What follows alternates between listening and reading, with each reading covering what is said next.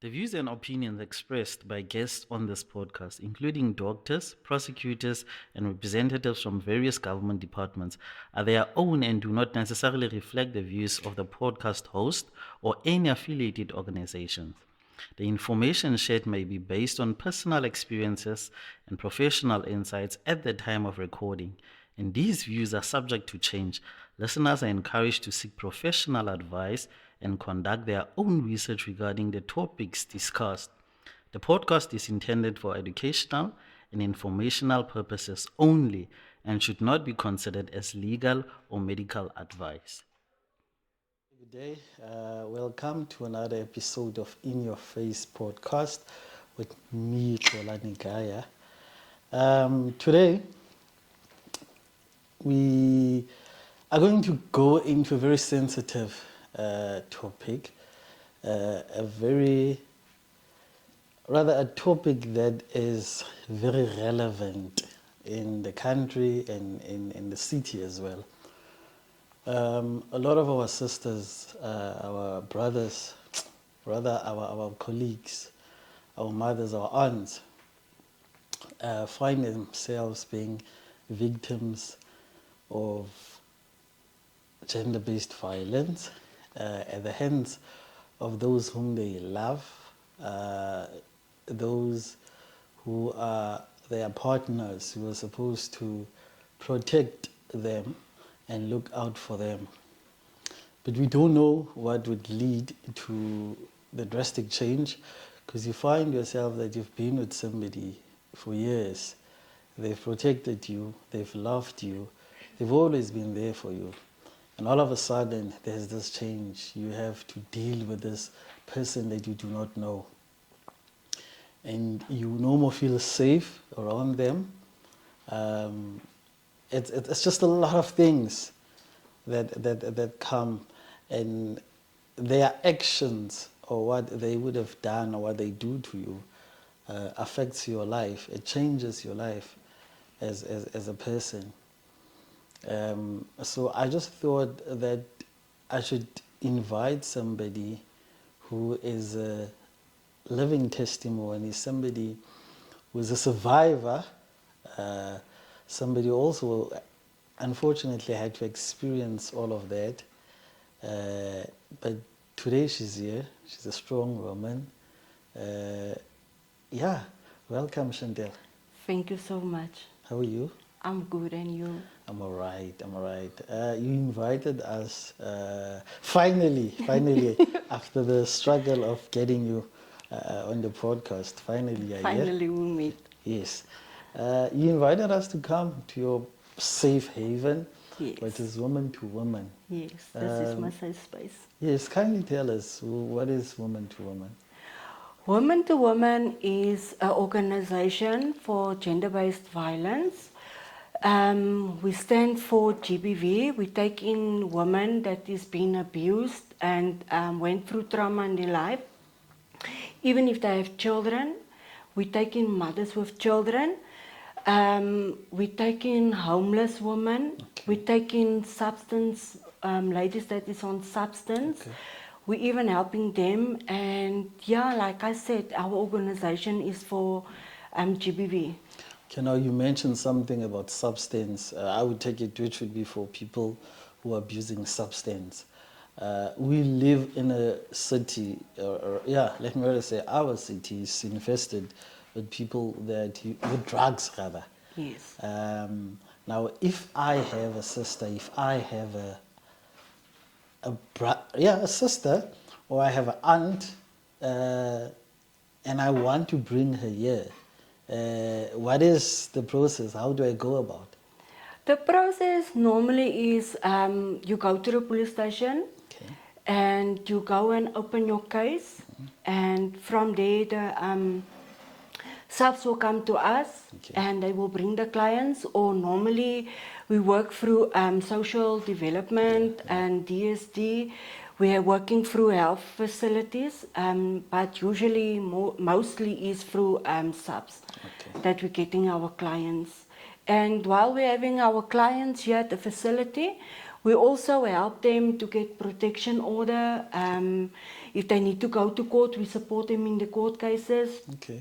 If they need medical attention, we're helping them with medical attention. If they need SASA, we're helping them with the SASA, with the grants for the children, even for themselves. And if they need counseling, we're also providing them with counseling. Yes, so that is what we do. No, thank you very much. Thank you very. So this facility has all those services, or you guys invite those people to come and help? Sometimes we invite people if we can't provide the services to the client, but our manager is also a counselor, Priscilla Smith, is also a counselor. So the majority of time she's the one who counseling the ladies. And like I said, in substance, I did do training in substance, so I'm also a substance counselor. Okay. So yeah, but if we can't assist them with certain services, then we get other services in for them to assist them. Okay. No, thank you very much. And then also our organization also helping the community as well. We once a week we giving food out into the community like a soup kitchen.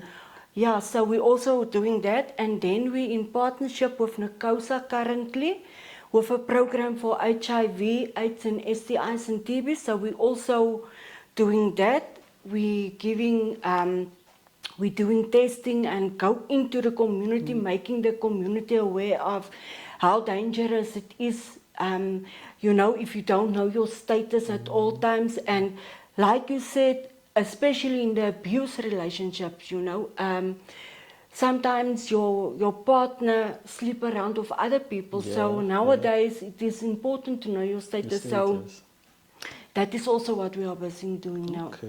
Okay, that's a great thing. Let's go back to who Chantel is. Tell us who Chantel. Where was Chantel born? I'm Chantel Dominique. I was born in Johannesburg, in Germiston. I grew up there for a few years, but then my mother moved to Bloemfontein, so I'm actually a Vrystater. So yeah, I grew up there. I went to school in Bloemspruit Laerskool. Then I went in the same school. It went to high school, Bloemspruit High School. So I grew up on a plot. So we did stay for the majority of my life. I did stay on a plot.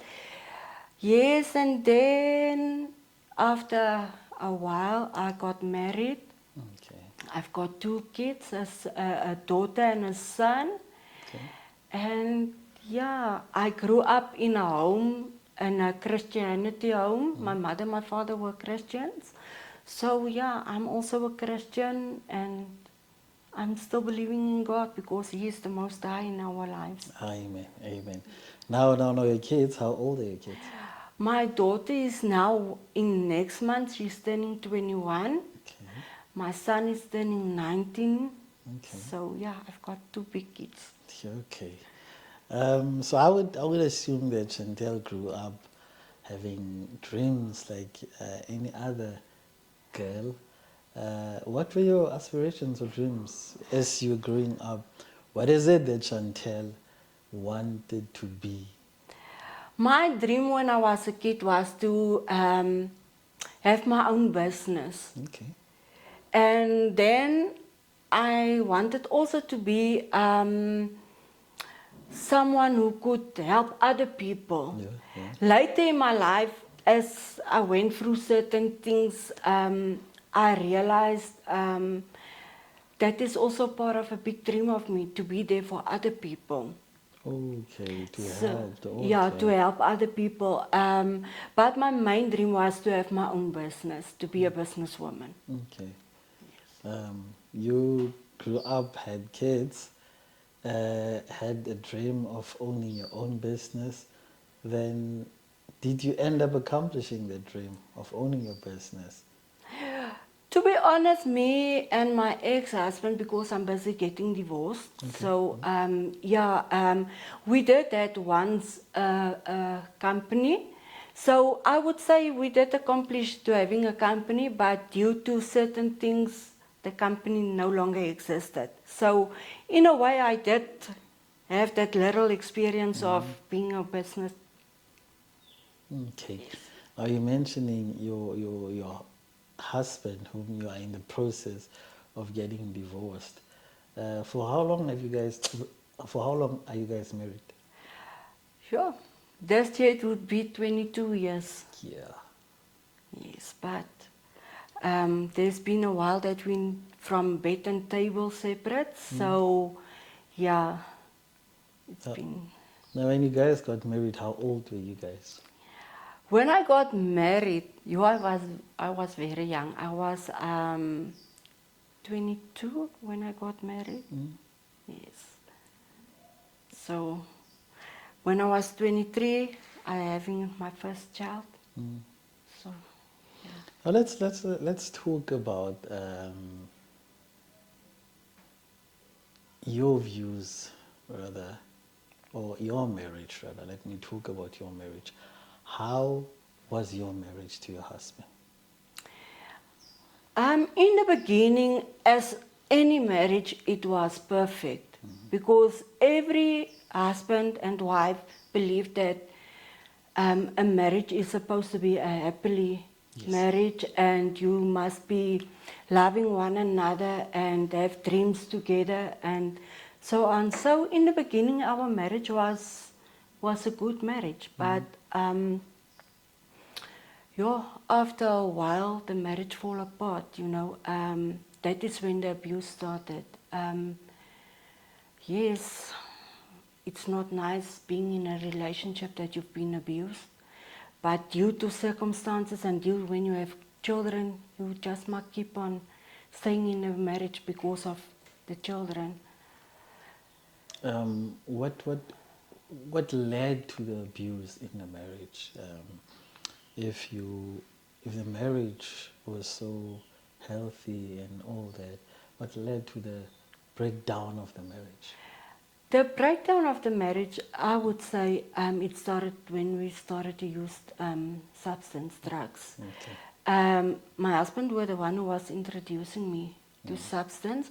At first, it started as just having fun and experiencing it. But as time went on in my life, I had to use it as a coping mechanism, just to cope through the abuse and through all the situations that I went through. So that is where I would say our marriage started to fall apart, due to substance and then due to the abuse. Now, what substance was it that you guys were using? To be honest, I experienced all the drugs that can be on the market. I did experience all of those, but the main one that I ended up staying with was cat and tick. So yeah, I did experience all the others like cocaine, coke, heroin, Nelpe, Daga, you name it, and I did experience all of those. But we are told those things are very expensive. How are you guys maintaining that kind of a lifestyle? At that stage, my husband was working, so we could still maintaining it, and then with the business that we had, that is also part of how we could. And then afterwards, we lose the business was closing down, my husband had lost his job, so then we went on hustling for maintaining the habit. Now the abuse, you're saying the abuse started when you guys were now starting on drugs, or when you guys were on drugs. How did the abuse start? What were the signs now? It started, my husband the first time started to slap me. The first time when you get slapped, it's like, wow, what is happening now? What did I do wrong for getting the slap for, So the first time it is like I said, you are so shocked and you say to yourself, wow, what happened now? I can't remember doing anything of giving him a reason for slapping, you know. And after that, it just, I would say it started becoming a habit. And I never thought that I would end up in a relationship of abuse. You know, there were days, oh, he would hit me in front of the children, swear me, do all sort of things, you know. And there's a time that you don't care anymore. And that is how I end up using the drugs as a daily coping mechanism. Yes. And you know, at the stage, there was times that he sells me to provide for the house, you know. I had to go and be a sex worker for providing for us as a family. And then if I don't perform the sex work like he wants me to do it, I was being beaten. I was being swearing at, I was being kicked, I was being, you know, so at the stage I just couldn't care anymore what happens. Getting other men, phoning them and telling them I'm here at their service. They can do whatever they want to. So, yeah, that is how our marriage started breaking up. Jealousy was also playing a part in the abuse. He was believing I was having an affair with other guys, which I didn't have because I was raised up. When you're married, you don't have any other relationships because it's a sin in the eye of God. It's a sin. So, yeah, you know, and when you're on drugs, you start believing the thoughts that comes to your mind. You start believing those thoughts. And, yeah, he was busy with other things as well. So, yeah. Now you're talking about believing thoughts. What were those thoughts that came into your mind that you started believing in? You know, in an abusive relationship, when your husband starts telling you you're not pretty anymore, you're not performing your duties as a wife anymore, you start believing those things, although you know it's not true. If he says to you, you are ugly, you are fat now, or you start losing weight, now you start looking like a piece of trap, you know. So, yeah, that is the thoughts you start believing it. If he would tell you maybe, jy is nie meer goed genoeg vir my nie. En as jy nie goed genoeg is vir my nie, hoe gaan jy goed genoeg is vir iemand anderste? En as ek jou nie kan hê nie, niemand anderste gaan jou hê nie. That is the sort of thing that I went through in the marriage. By telling you you're not a good mother, you start believing those things. And that is the things that make me just to stay on the drugs. Through the abuse, through him getting men having sex with me, although I didn't give my consent for it. So, and then after a while we did lose our children due to the substance abuse. You know, you thought at that stage when you lose your children and when your family getting involved in it, you thought at that stage they're doing it because they don't love you, but at the end of the day, it's for the benefit of the kids. You thought the whole world is against you, but in the meantime, it's not so. It's just because they care about you and they just want the best for the children. Now, you mentioned that at some stage he would sell you to other men. Do you remember the first time when it happened? What was going through your mind? That your husband is now the one who's selling you to other men? The first time was when he asked me I must go to as a sex worker. And you know, at that first time I was so shocked and embarrassed to think that I'm as a woman must now go and sell my body for money. It made me to feel worthless, and it felt like something is being taken away from me. Although I knew now I have to do it for the family, and especially for the kids, to put food on the table for the kids. So yeah, I remember the first time I had to go. He was on the phone on a website where he was advertising my services, and then he would give the number, and I had to talk to the guys and then make a time so that they can come and pick me up so I can go and do the service for them. So yeah, it's not nice. And from there on I had to go and work in a club, and yeah, and then from there it was like just an everyday normal thing. If we don't have money, then he would say to me, jy slet, jy gaan en jy gaan geld gemaak. So yeah. Now, when he says jy gaan en geld gaan maak, let's go to the part where you would have to go and sleep with somebody. At what cost would it be, would that be? How much would you charge the person to sleep with you? You know, it was depending what I had to do. The services would be from 200 rand to 300, maybe 400. And if it's an all-night thing, it was 1,500 at that time. So I had to go and do whatever they wanted.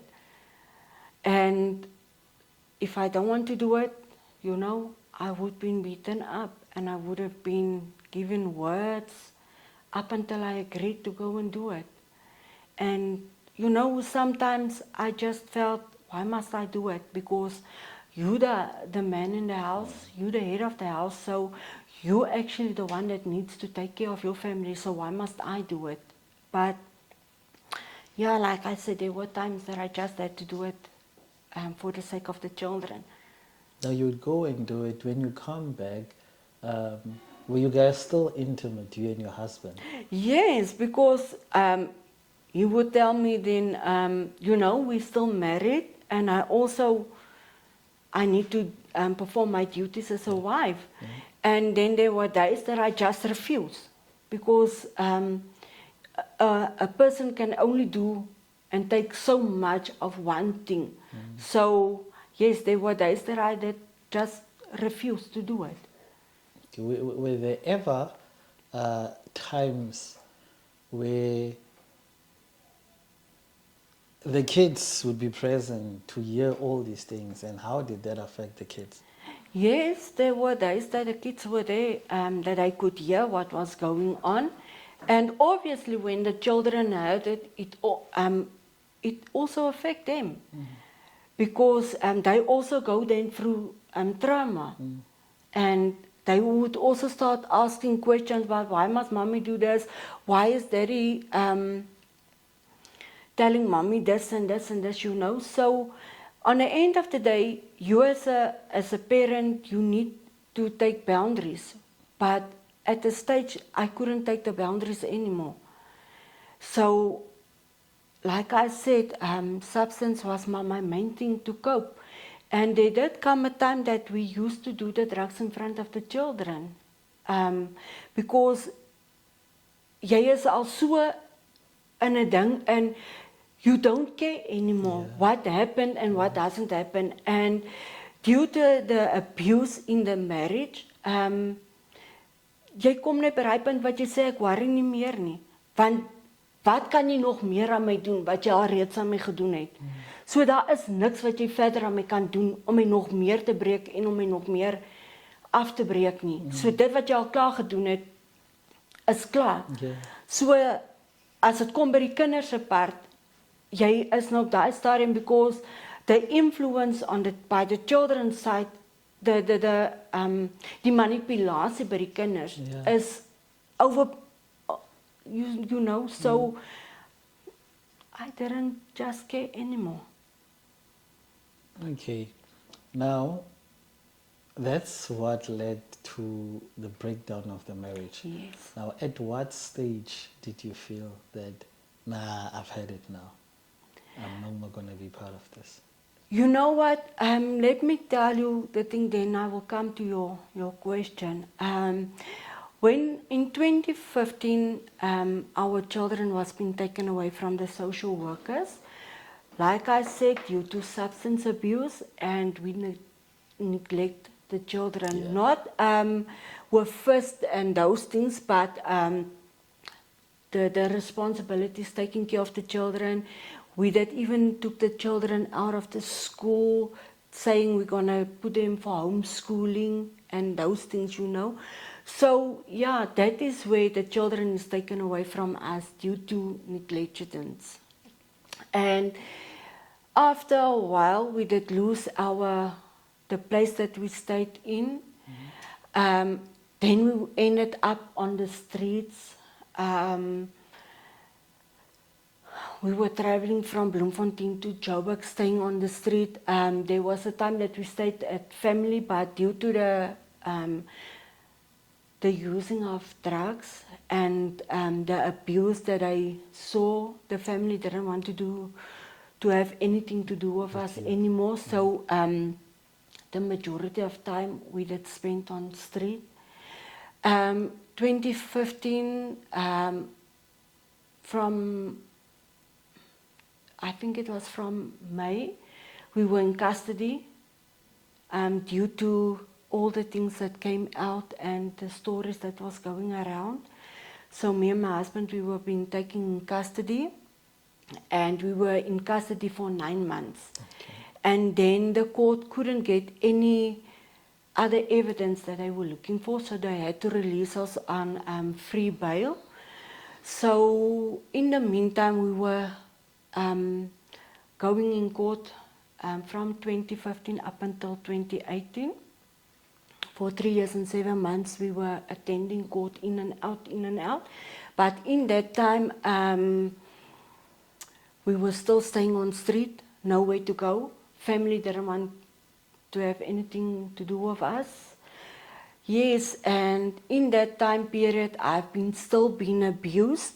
The children weren't there anymore to experience the abuse, so more dangerously things happened in the abuse. You know, while we're sleeping on street, my husband would get some of the men that stays on street to have sex with me, take me into bushes. I had to have sex with them.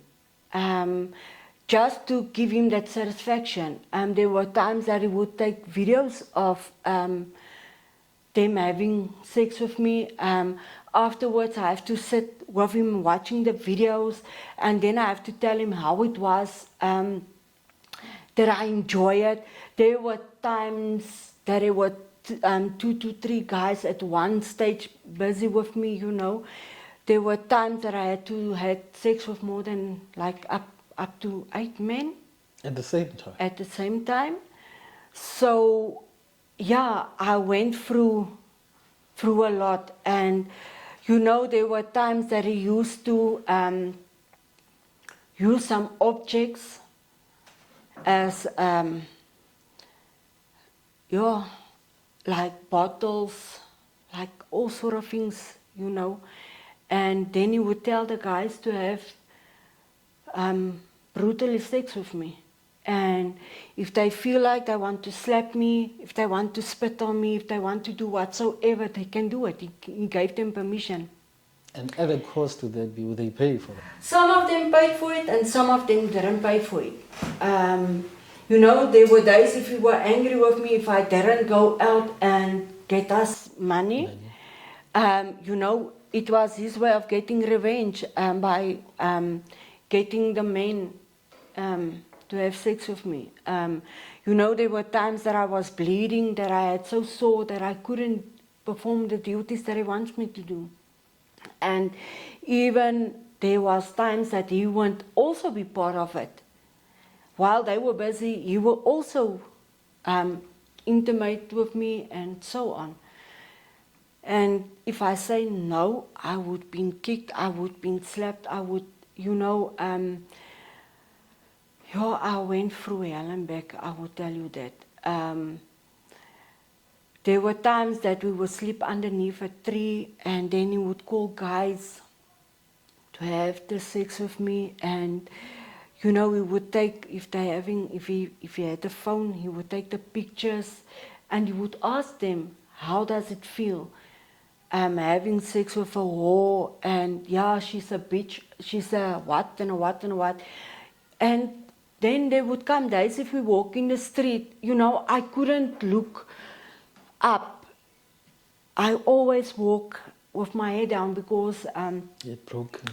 yes, if I'm saying I'm looking at you now, you walking past me, ja, jy daai ene genaai. Hoe was het met die persoon? And if I deny it, then I would get slapped. I would sometimes get hit with a fist. In the public, so it wasn't nice.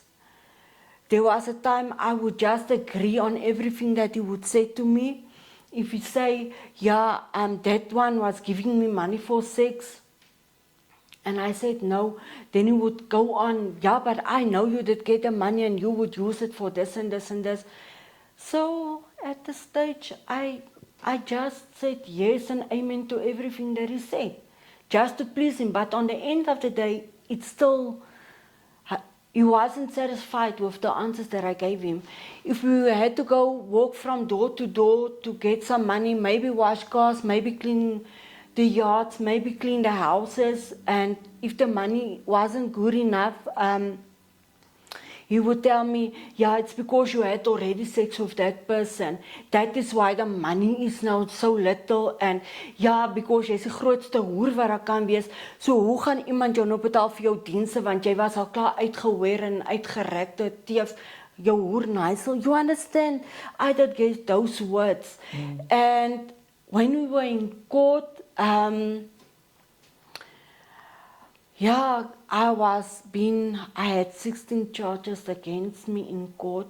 Guys, I had to fight this thing all alone. I didn't have any support from anybody, no family member, none so ever. So, yeah, I did fight my case alone. In court, if I don't agree to certain things in court, when we go out by the court, I would be abused. So, yeah, I ended up in custody. I've been sentenced for 7 years imprisonment. I want us to go to the part where I actually wanted you to tell us the abusing as far as being on the street and you having to endure all those things. For how long did that go on?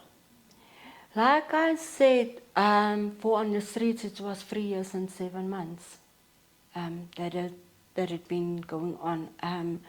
In your mind, you keep on telling you, I can't leave this person.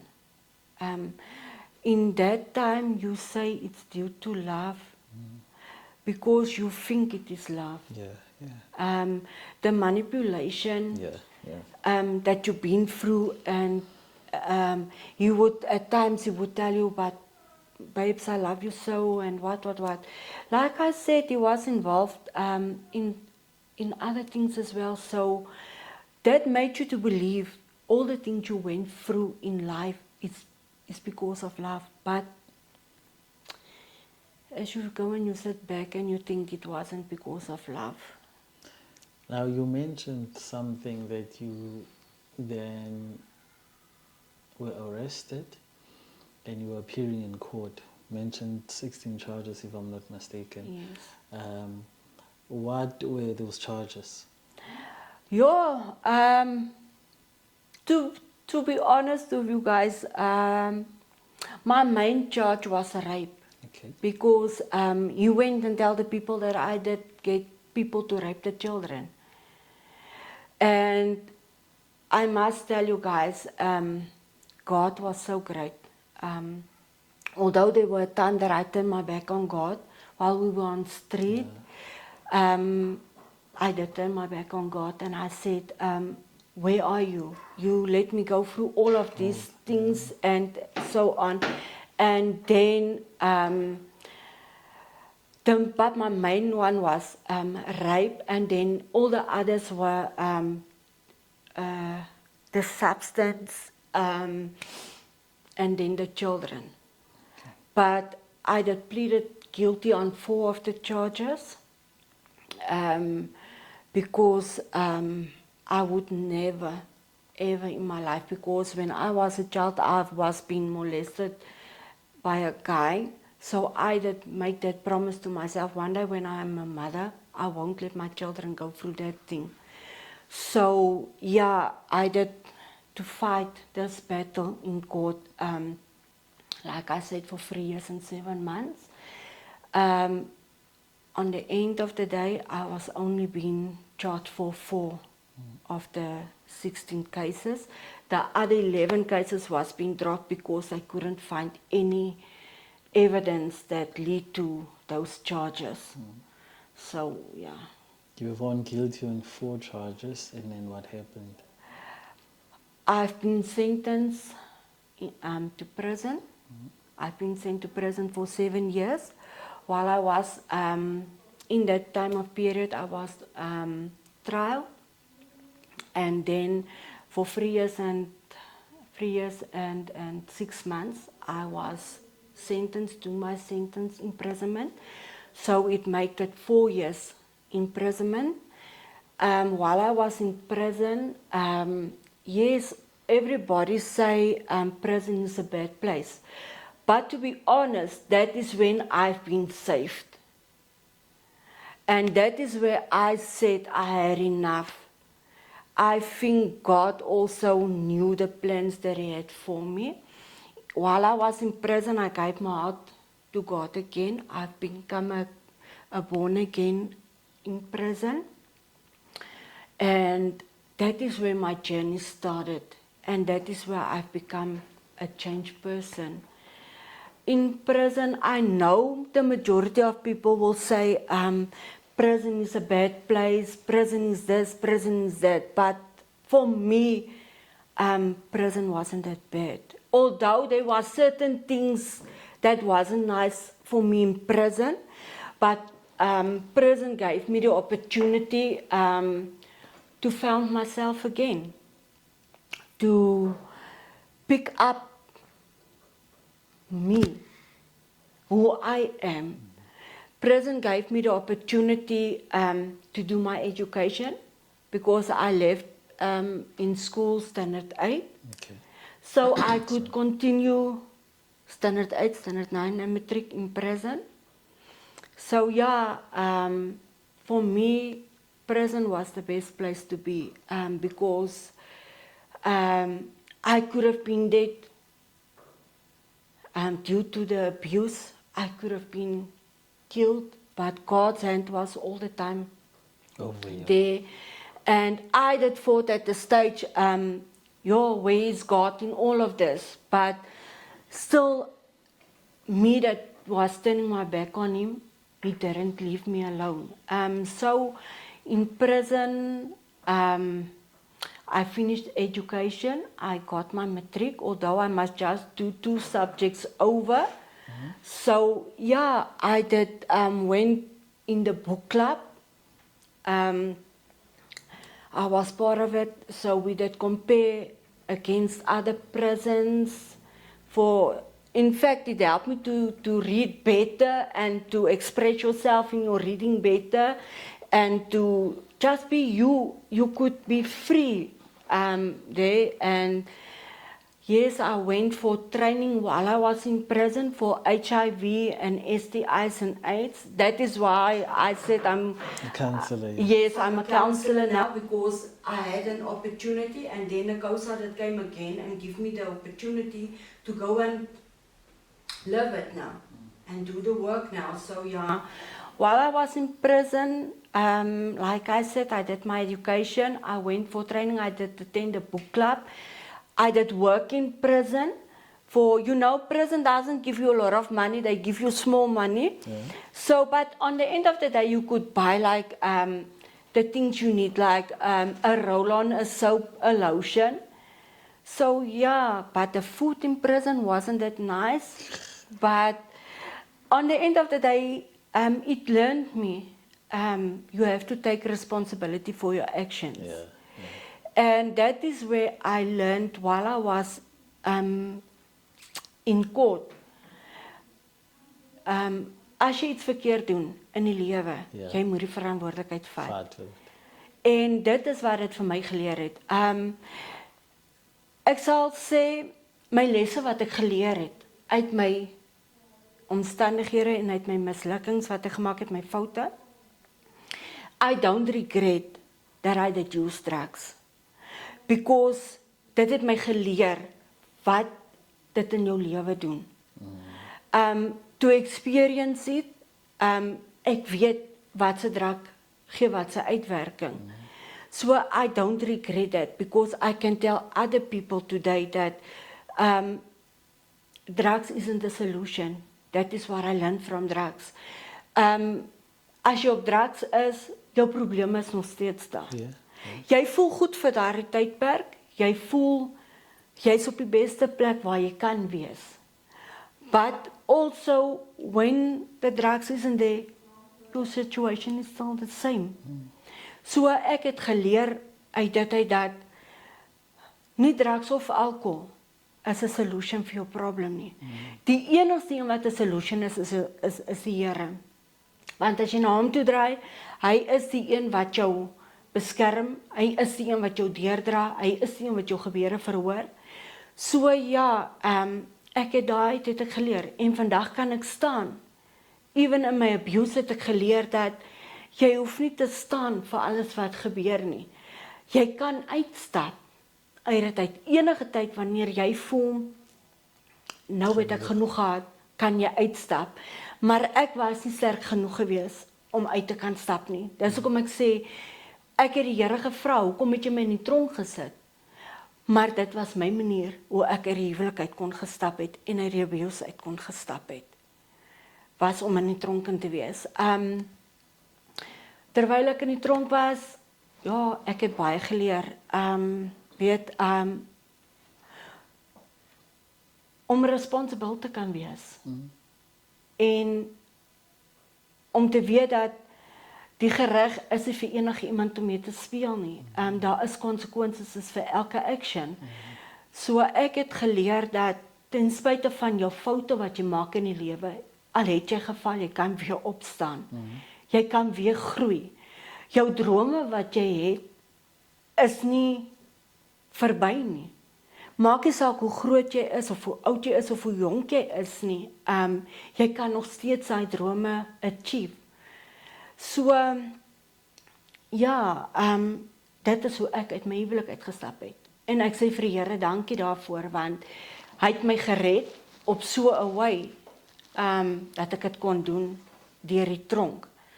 Dat ek kon gesê het, nou is ek vry van die abuse, ek is vry van die drugs, hierdie jaar maak ek 7 jaar wat ek skoon is van drugs. So, daar is 'n uitkoms, as jy glo daar is 'n uitkoms. Hoe ek geëindig het by die organisation, was, ek het geen heenkome gehad, na my 3 jaar en 6 maande wat ek in die tronk, my sentence moes uitdien nie. Toe een van my officials ken vir Pastor Priscilla Smith, en sy het geken van die organisation. Ek sou eers by iemand anders te gaan bly het, voor ek hiernatoe gekom het. Maar die dag wat ek moes uitgekom het, toe het die dame gekanseleer en gesê, ek kan nie meer soontoe gaan nie. So, en in daai tydperk was my familie se verhouding nog nie sterk genoeg gewees dat ek huis toe kon gaan nie. My kinders se verhouding was ook nog nie op so 'n plek, ja, dat ons kon in goed nie, maar die Here is getrou. Ons werk nou aan ons verhouding. So, ja, ek het opgeëindig by Woman to Woman. En van 2022, die 23ste Junie, was ek gerelease. Ek is nou nog steeds op parol buitekant. Ja, ek kan net sê, it's amazing. It's amazing. Ek het by Woman to Woman gekom as 'n gebroke mens. Ek het by Woman to Woman gekom, ek kon weer my stukke optel. Hulle het my die geleentheid gegee om weer regtig my vrou wees te kon terugvat. Woman to Woman het my die geleentheid gegee om weer 'n training te kon geloop het in computers. Ons het naaldwerk geloop. Ons het soveel ander training skills gehad en goed is so. Ek was maar nog al die tyd besig gewees en tot eendag toe in 2023 toe kom Pastor Priscilla Smit by my en toe sê sy vir my, weet jy wat, ek gaan nie om wat die wêreld van jou sê en wat die wêreld van jou dink nie, maar ek gaan vir jou 'n geleentheid gee om 'n huismother te wees, 'n volunteer huismother. So vandag is ek nie meer 'n volunteer huismother nie, ek is nou 'n volle. Ja, ek is 'n huismother.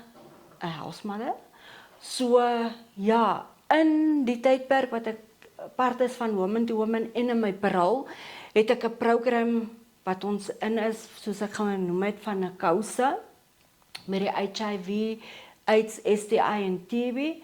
So ons gaan in die community in, ons gaan bied ons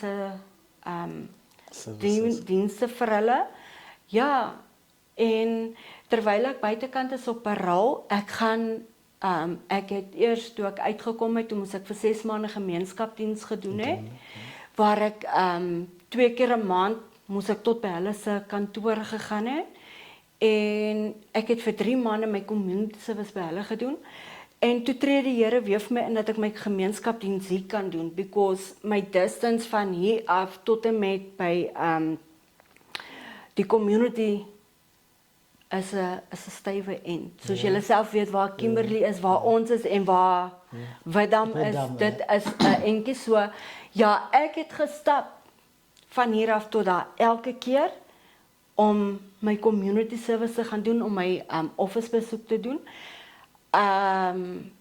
Ja, ek is nou op die punt wat ek al amper klaar is in my sentence.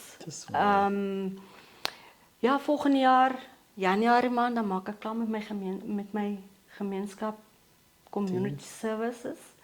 So ja, ek kan maar net sê dat die Here bly getrou. Soos ek vir julle sê, ek het 25, ja, ek het nie vir julle gesê nie, ek het 25 jaar in die oë gestaar vir die 16 aanklagtes wat ek gehad het, waarvan ryp mos die grootste ene was, en dit is waar die 25 jaar inkom. En dan obviously sou daar nou nog ander bygekom het, maar die Here was getrou. Soos ek sê, die Here het my gewys wie hy is en wat hy is. So ja, toe het ek net 7 jaar gekry en ek is nou al amper weer klaar met dit. Let's go back, because I get the sense that prison did you very good. You found yourself. You became a better person. Yes. Now let's go to the part where we're talking about the verkrachting. You said a husband said to you, what was the issue about the rape of the kids? My husband went and spread the story to the family and to other people, that even to the court people and the lawyers and the advocates, that I was the one who was selling the kids by men for raping them and so on, and that is where that came in. How old were the kids at that time? The kid, the girl was 11 at that time, and the boy was 9 years old at that stage. So yeah, that is where it came in because, you know, manipulation is a big thing in today's life. It is really, even today my parents will say, ja, hy was 'n grootse manipuleerder geweest. Because he would tell the kids 1, 2, 3 and then the kids eventually went and said, ja, but mommy het ons gegee aan manne en so aan. Although the children went through forensic test, through the police forensic test, the doctors forensics for testing to... The examination? Yes, the examination and all those things to make sure that, to see if there was any sort of rape and so on. But all the tests came back negative. So that is why I say God was so awesome, because He already showed me there that He is on my side. Now, I want you to take us to the day you were sentenced. Were you ever in prison before that day? Or was it the first time? No. My first time was in 2015, like I said to you guys, when the kids was being taken away. 2 weeks after the kids was being taken away, then we went to prison.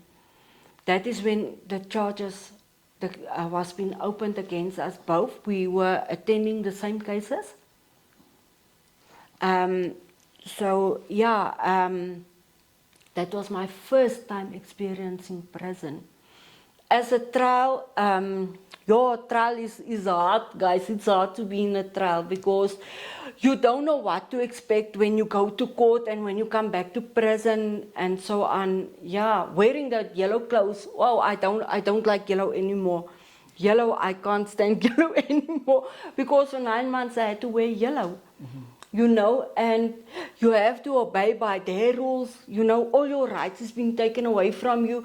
You must go to sleep when they tell you to go to sleep. You must stand up in the morning at 5, at 10 they switch off the lights. The TV must be switched off. So, yeah, when they tell you must go to the cell, you must go to the cell. So, no, it's not a luxury life that you have in prison. Nou, ons hoor altyd dat banden in die tronk. Now, those gangs, are they also there in the female section?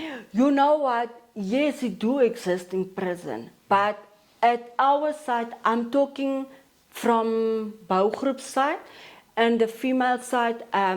Our unit manager that we had at that time didn't allow those things. Mm-hmm. Even the nommerskap also, she didn't tolerate it. If she can hear that you start with horse, hoe lyk hulle en wat, ja, jy sal trouble kry vir dit. So, no. In Bouwgroep, the time that I was there, no. But by the men's side, it is active by the men's side. But by us as female, they said, no.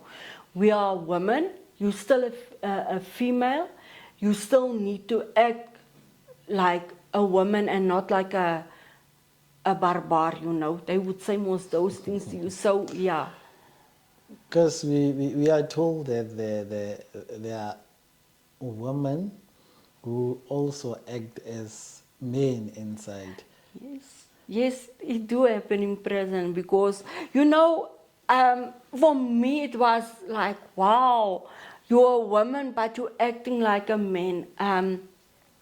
There was one time one come and approach me and I say, hey, ek is so straight soos kan kom, so I'm not interested in those sort of things. So, yeah, you do get that there's women that's acting like men. Even they change their voices to be like a man, you know, and yeah, and they will get themselves one. And you know, there's some of the women that is willing to play the game along, and when you go out, then you, hi, but now I'm a woman again, you're not that man or that lesbian anymore.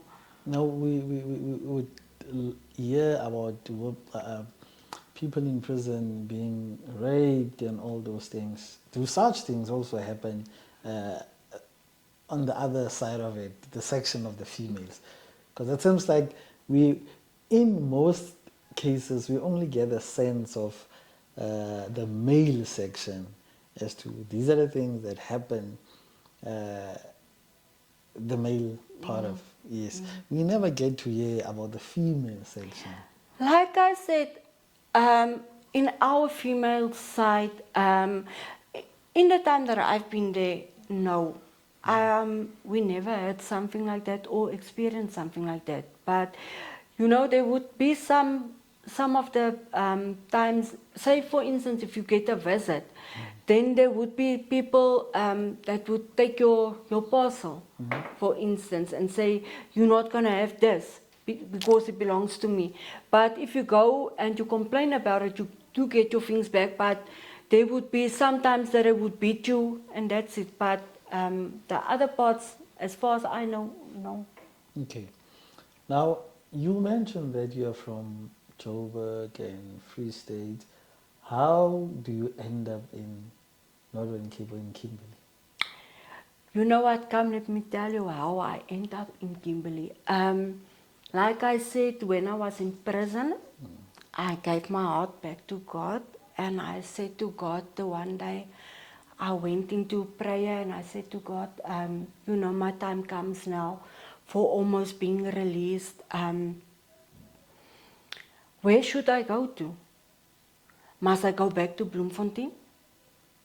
Must I stay in Kimberley? Where must I go to? And I said to God, I don't actually want to go to Bloemfontein because I don't think I will fit in there again. Yeah, at that time also, me and my husband, we didn't really talk to each other. So, yeah, that is how I came to the decision of asking God, where's my new beginning? Let me say so. I asked God, where's my new beginning going to be? Is it going to be in Bloemfontein or is it going to be in Kimberley? And just one day, it's been revealed it will be Kimberley. And that is how I'm now in Kimberley. Okay, I actually wanted to understand. The time you were in prison, in which prison are you? Yeah, in Bouwgroep.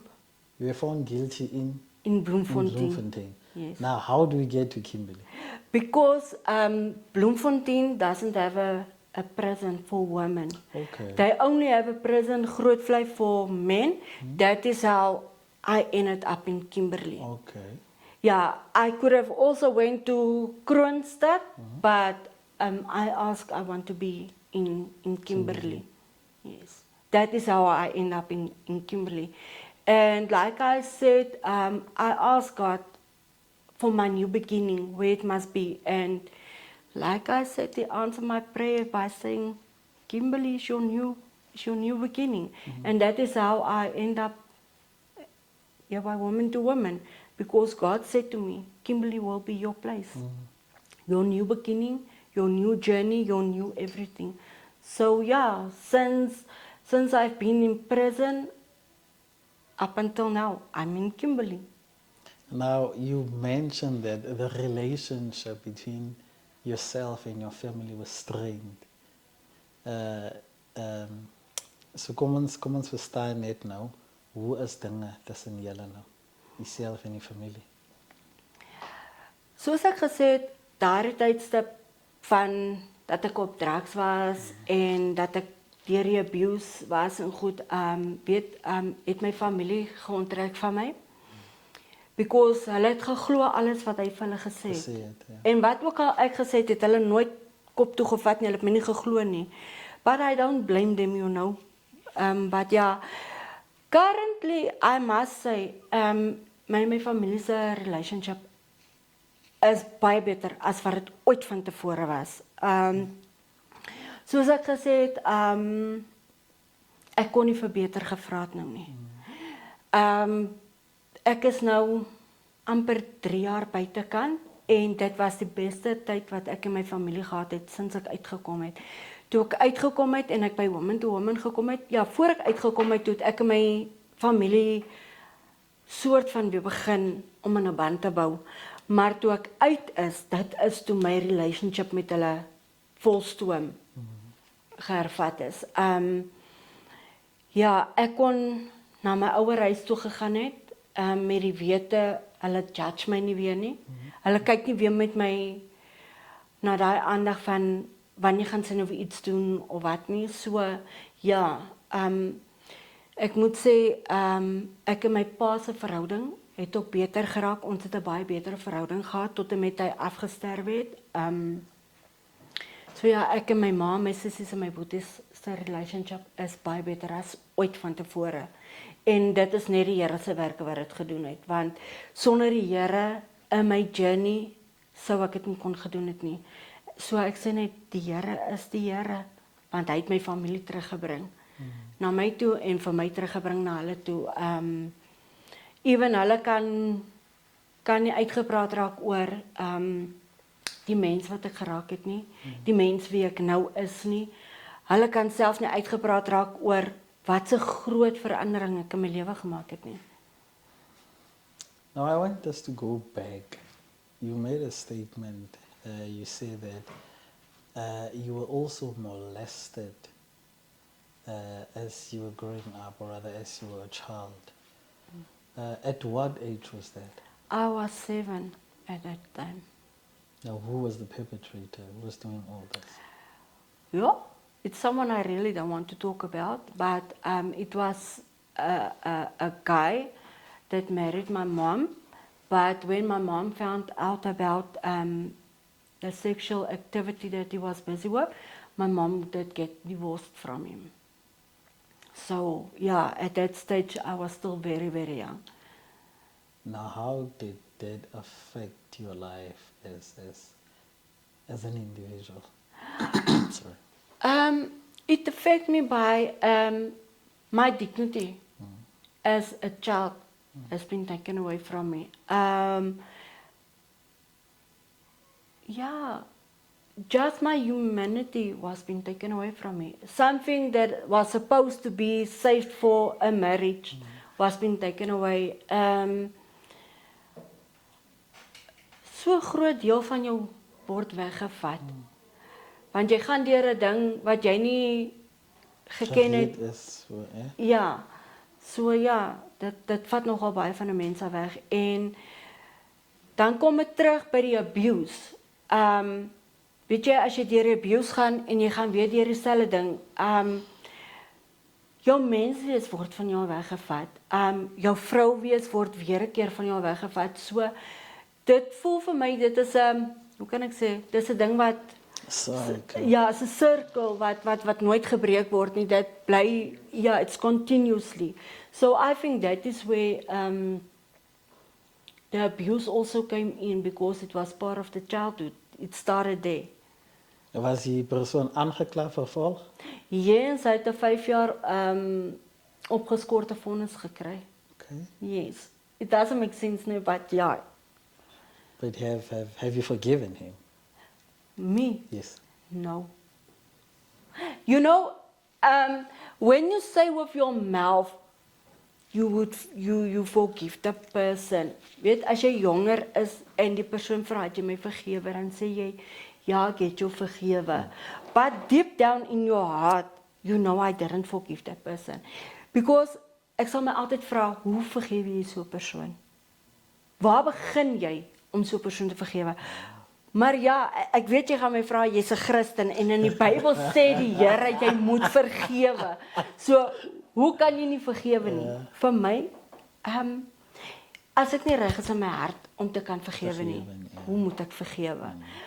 Maar ek, ja, ons is nie in kontak met mekaar nie, so ek weet nie. Maybe one day. Yeah, you shouldn't rush it. Your husband, you mentioned that you guys are not in contact anymore. No. Have you forgiven him? To be honest with you, there's certain things I did forgive him for, but there's a big part that I didn't forgive him. Which part is that?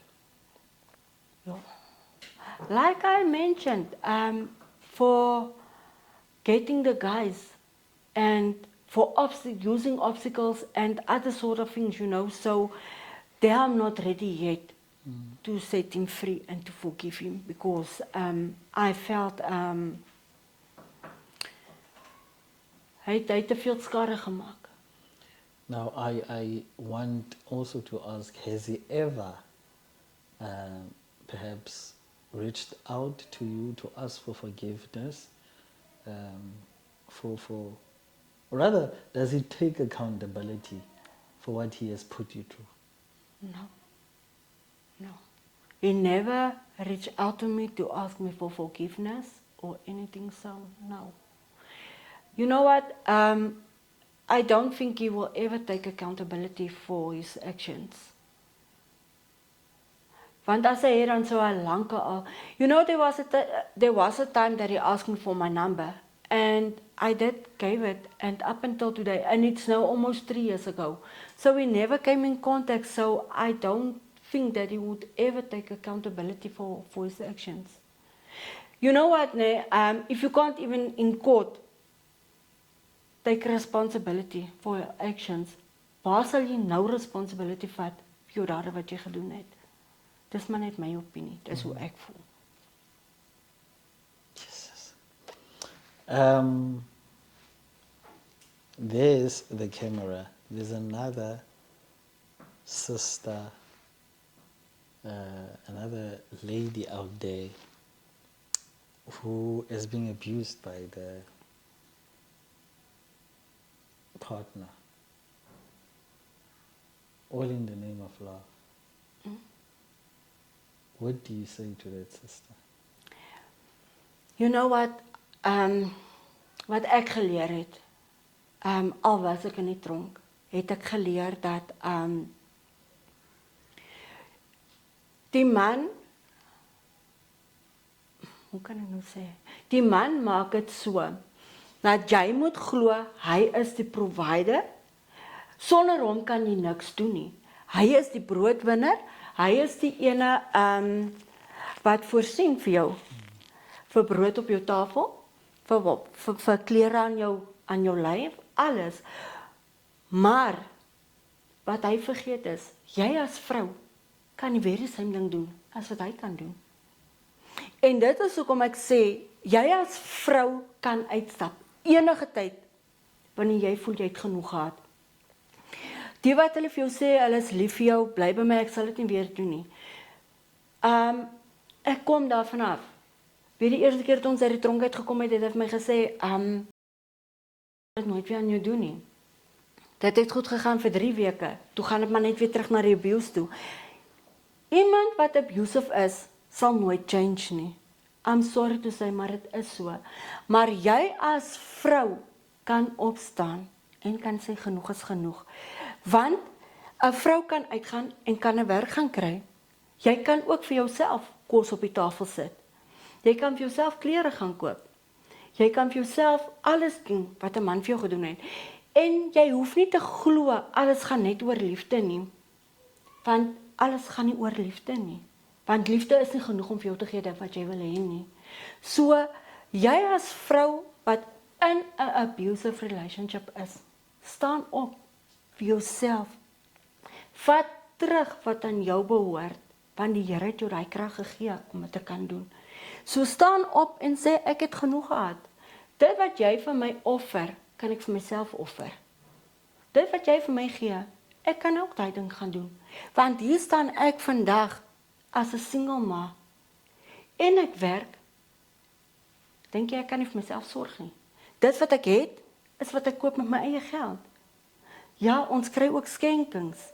Wat jy as vrou kan dit maak aan die einde van die dag. As jy die wilskrag het om te sê ek het genoeg gehad, kan jy daar uitstap. En jy vra die Here, hou my hand dat ek nie terugkeer nie. En dan gaan jy terug. Now there's another thing that I want to get your view on. As much as we have men who are abusing women, there's also this thing of women falsely accusing men of perpetuating such acts on them.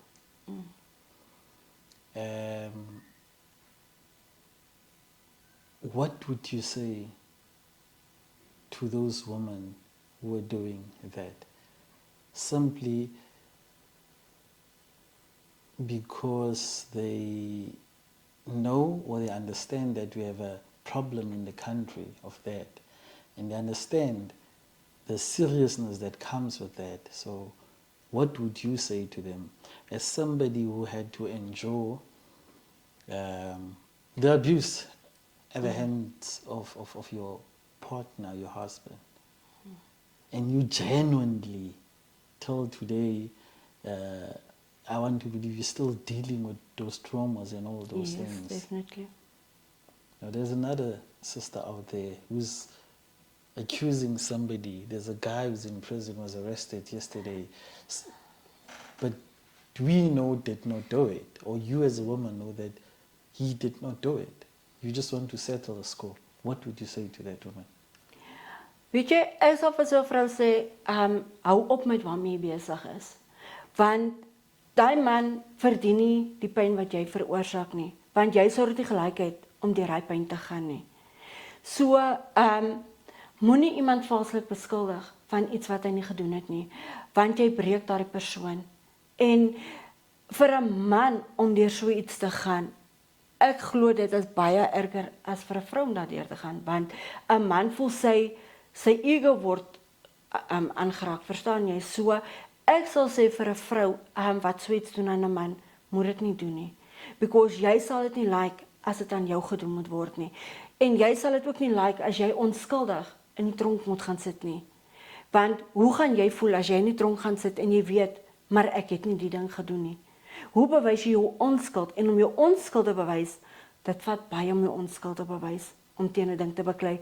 So vir die vrou daar buitekant wat voel, jy doen dit vir watse rede ook al, moet dit nie doen nie, want dit is nie moeite werd nie. Want as dit kan uitkom, jy gaan ook tronk toe gaan aan die einde van die dag vir valse beskuldigings. There's a family member there's a family whom their child is being abused. Hoe kan hulle die kind ondersteun as 'n familie?